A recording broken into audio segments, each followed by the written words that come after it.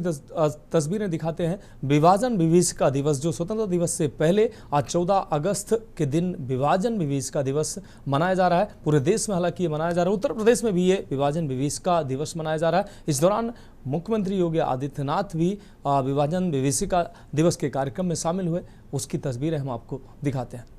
इस दौरान क्या कुछ कहा सुनाते हैं आपको।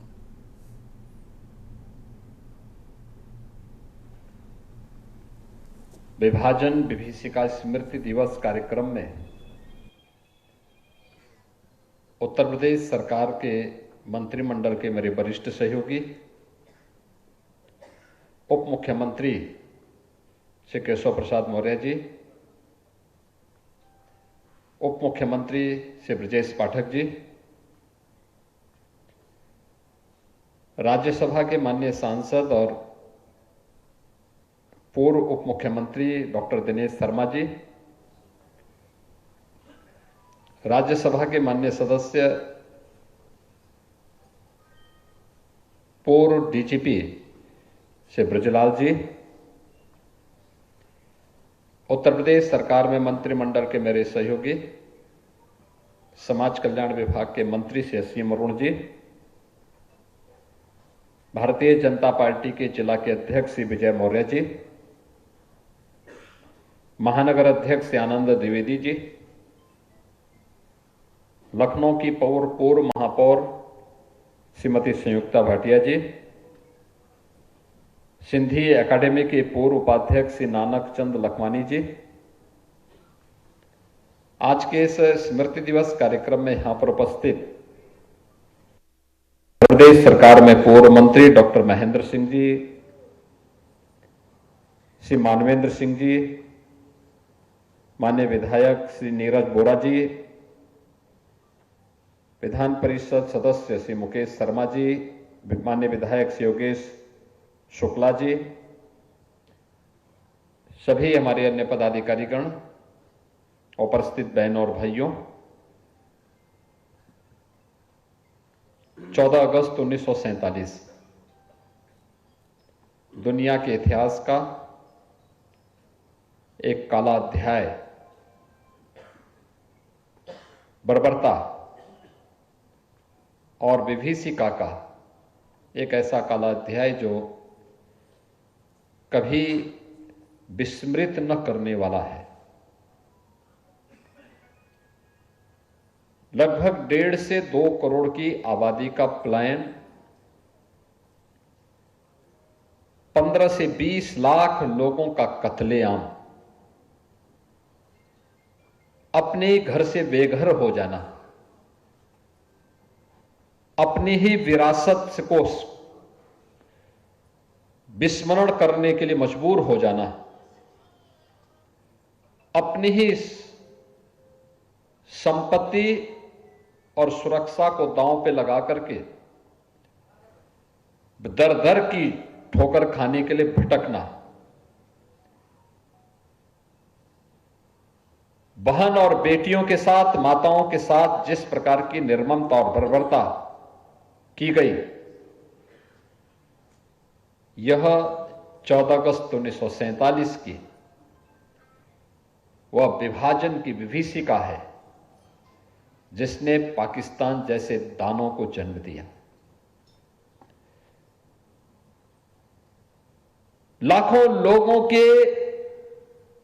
कत्लेआम से जो पाकिस्तान बना हो,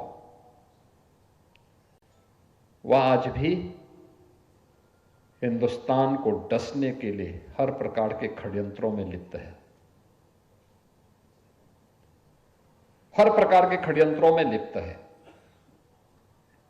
और सबसे बड़ी बात कि इतनी बड़ी त्रासदी के बाद हम इन चीजों को देखते होंगे,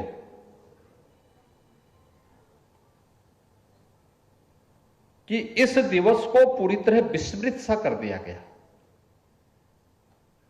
विभाजन के त्रासदी के शिकार हुए उन नागरिकों का कसूर क्या था? वे तो भारत के नागरिक थे, भारत के धर्म के साथ जुड़े हुए थे। कोई हिंदू, सनातनी हिंदू था, कोई सिख था, कोई बौद्ध था, कोई जैनी था,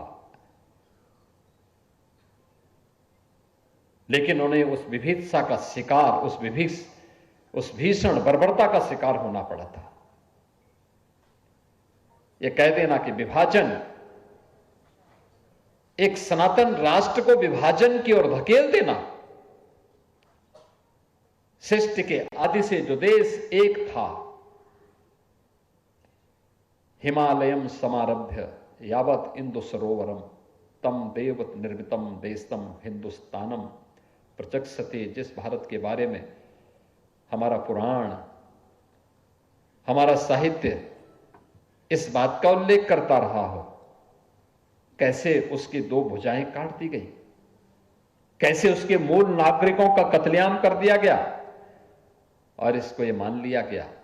कि एक प्रशासनिक निर्णय है जो शांतिपूर्ण तरीके से, जहां 2 करोड़ लोग अपने घर और अपनी संपत्ति से वंचित हो रहे हो,